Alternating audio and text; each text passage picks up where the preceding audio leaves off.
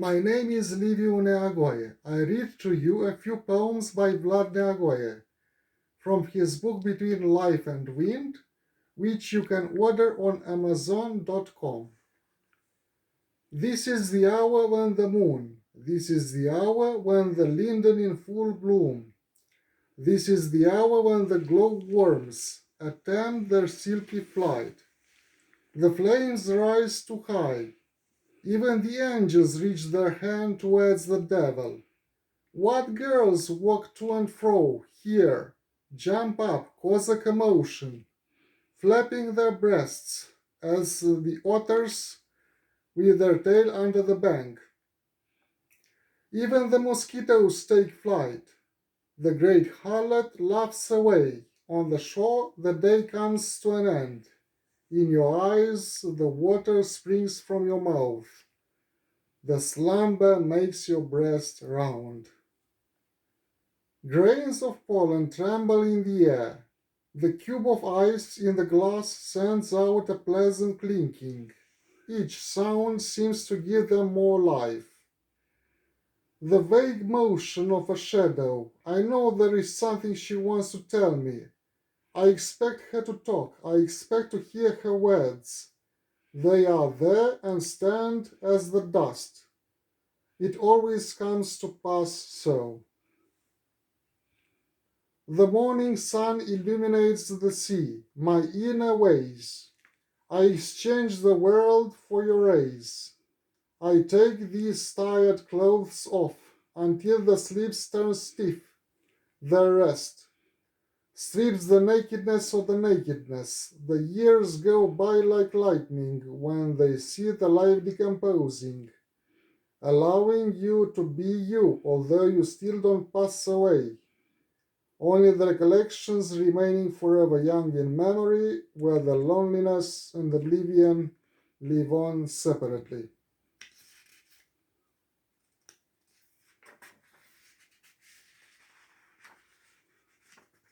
The plague in the blood goes up. I demand that she become lively.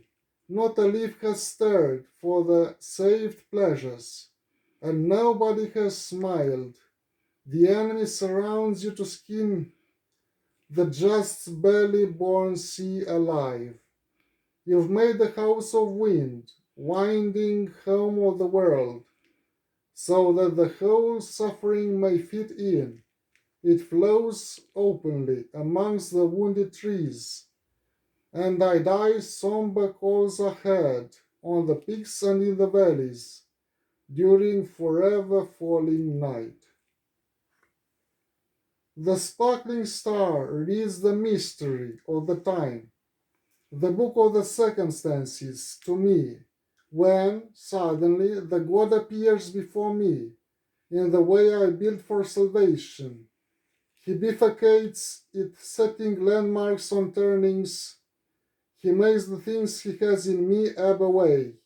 In the dusk, suddenly I saw love wrapped up in the garment of fear, walking away in tears. Maybe God no longer dreams about her. In another hypostasis, maybe they open the eyes to each other. We have a cause but the thinking, shining star flying away amongst the constellations. In her sleep, the face of love can be yours.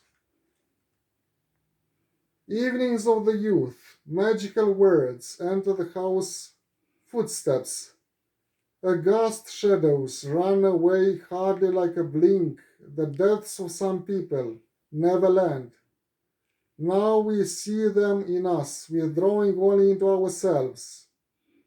Because of refuge or love, the unstressed, silky transparent laughing love breaks through the doors of the impenetrable house. Her calm, shy shadows dreamed that they were caressed by the fragrance of some palms of the hand. Suddenly, as furious as death, she breaks all rocks. They are untouchable. These are her dreams as gentle as a breath. She steams the window pane up.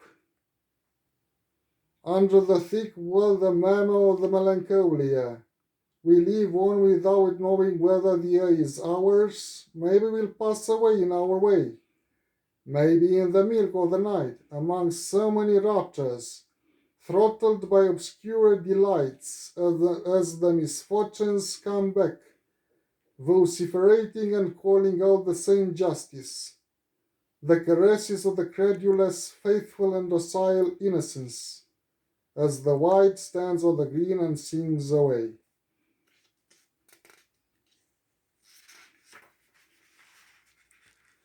With the offhandedness of the mercy, a lazy and lost Scythian lies idle on facts, and merges into the words. He is not supposed to take Buddha by the horns.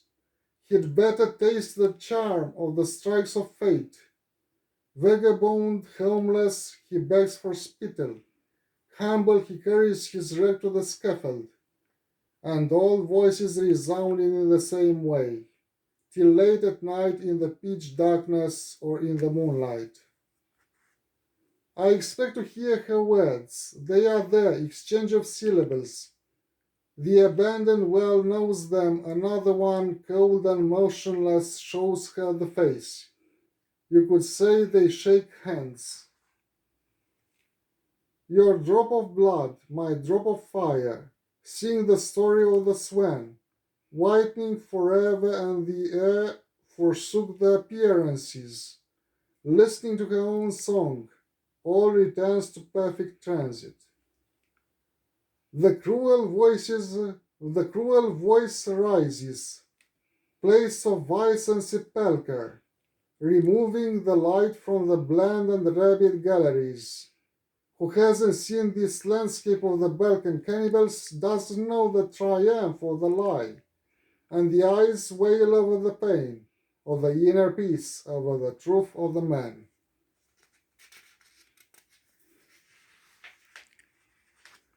The tranquility of the snow caresses the dull flow of blood. All has happened as in the ballad, with the wings of the absence. The angel makes his nest in the deep pupil. A sad drop of joy shines out on his fingers. Even those trees that seem to be sculptured, even the millenary stones sip this water without past, without future. New air blends the fragrances with the blue pebble. The shades of green of the mountain take me to the inner night, where I am the pantry and the key to any anguish. There was a calm in the distance, the inner ecstasy in the motionless ray. Our unseen souls concur her presence amongst the things. There is nothing but somebody's way to nothing, with a very similar face of the light, made up of hazard and compromises. I descend the gentle slope, steep road, huge poplars, wind on the peaks. Wind on the peaks. In the distance the sea, like a bas relief, too limpid and eyed. Soon there is nothing that could hide you. Springtide yellow wailing amongst petals of cherry tree. A soul leaning over strings, a girl at casement confesses to the black sun.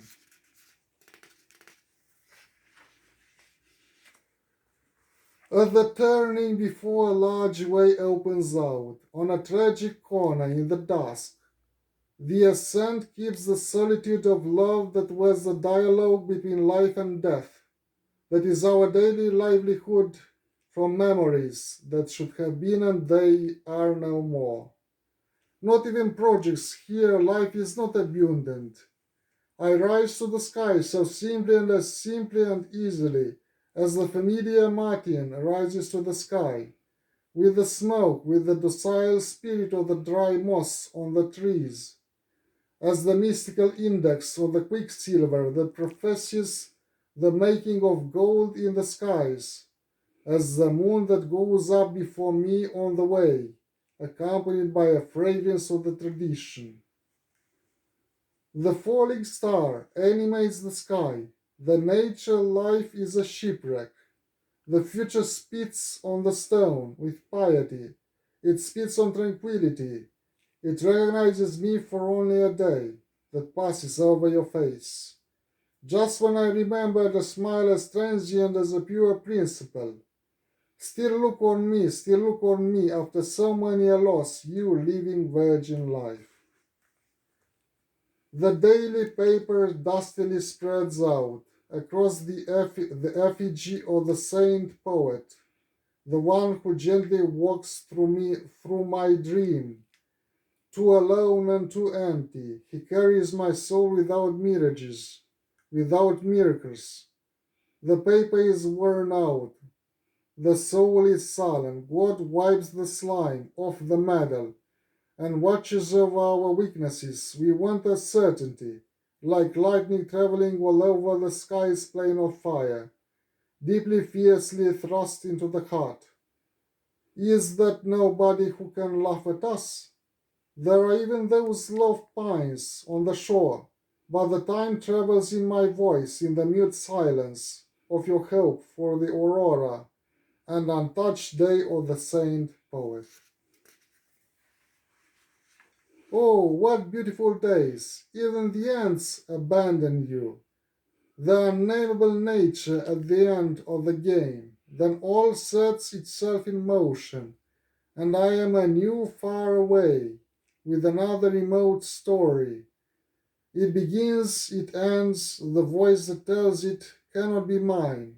Only the shadows can save you. Repeating it, always repeating it. I tell it on, and time after time. She spins it again and again, amongst moans, the air, and the moon, crucified in the evening. To a critic, the genuine devil goes to the scaffold to see his young sweetheart singing, and he, an exhausted beetle, walks with languid and haughty step. She sighs and blushes. The devil saw the fattest woman in the world turn grey, and the genuine devil scuttled away, yelling out in the forest. At home, sighing, he quoted Baudelaire, having a rest as the well's genius, gazing at whimpering gentleness. The dead ask, how was it possible? The beloved stands at the casement. The golden rain sprays her. What does she wait for? What keeps her from flying away? Here is God. He is reflected in her nails. He fights hard against the wind of the dusk, but her heart, screwed on to the ribs, doesn't hope for love because in the town whales were no more. If the hope hadn't glimmered through, she wouldn't have arrived. But there wasn't town either, only this forgotten casement. Snow on the flowers seems to reveal a treasure. The bee who cried is the white, the peace of the death, and the wail of the love. The haven with ships is also white. The deaf conceived us out of tears and words. Now I return to your joy with old promises. Now I only need cheap tickets to travel to you, where you stand hidden in lost luggage. I wish I reached to where you reached. I came in where you came in. I am so pacified and serene, and so exhausted as a thorn in the sun of the desert, that the earth absorbs and consumes as you do. Mother, glad pacified death, during the nights I hear you repeating old vain rebukes, and my childlike soul becomes exhilarated, watching your fond face. In this pub, the nothingness watches you with drunkard's eyes. In this den of horrors, the nothingness predicts a Vesuvius. Here, everything is paid for, both beer and magnanimity, but there is no place where you feel freer. An extinguished star, great peace of the death, all ages sedated with oblivion, woke up in a fond dream, enkindling the memory of the spirit and our story with the desire for you, spreading beads of light in the window.